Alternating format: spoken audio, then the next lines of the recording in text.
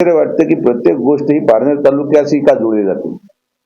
जो कर्मचारी अटकेत झालेला आहे तो यापूर्वी कोणत्या पोलीस स्टेशनला कार्यरत होता याची माहिती पहिली घेतली पाहिजे.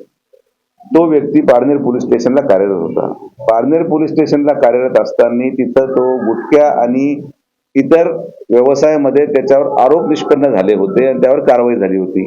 असं असल्यावर देखील पारनेर पोलीस स्टेशनहून एका व्यक्तीची बदली नगरच्या एलसीपी मध्ये होते.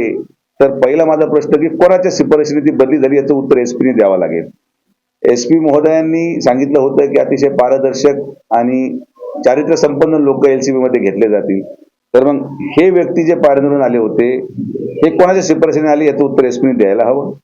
मुद्दा क्रमांक 2, जेव्हा ड्रग्ज गायब झाले तर ते पारनेर तालुक्यामध्ये कोणाच्या घरी ठेवले गेले होते त्या घराच्या लोकांचे नाव हे जाहीर झाले पाहिजेत. नाव मलाही माहिती आहेत पण ते पोलिसांनी जाहीर केलं पाहिजे. मग पोलिसांनी नाव जाहीर केल्यानंतर ते 2 लोक कोणाचे कार्यकर्ते आहेत हे सुद्धा तालुक्यानी त्या ठिकाणी ओळखून आहेत पण तरी सुद्धा पोलिसांनी सांगितलं पाहिजे. आणि ही सगळी घटनाक्रम घडल्यानंतर यांच्यावर कारवाई होऊ नये यासाठी एसपी ऑफिसला येऊन कोण अर्धा तास बसून राहिलं याचा पण खुलासा झाला पाहिजे. मला असं स्पष्ट मत आहे याच्यामध्ये अनेक मोठे मासे आहेत. ड्रग्ज हे समाजाला लागलेली कीड आहे. जो कोणी याला पाठबळ देत असेल, जनता सगळ्या आता गोष्टी हळूहळू खुल्या होतील.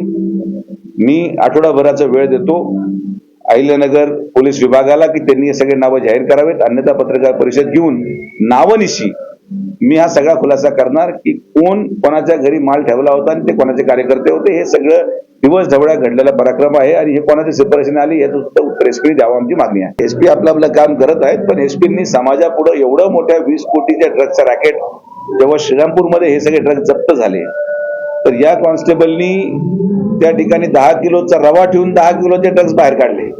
असे तर हुशार लोक आहेत आपले. आणि मग अशा प्रकारे जर पोलीस पारदर्शक काम करत आहे तर पोलिसांनी प्रेस घेऊन या सगळ्या गोष्टींचा खुलासा करणं अपेक्षित आहे. आणि आमची ठाम मागणी आहे की पोलिसांनी पोलिसाची भूमिका बजवावी.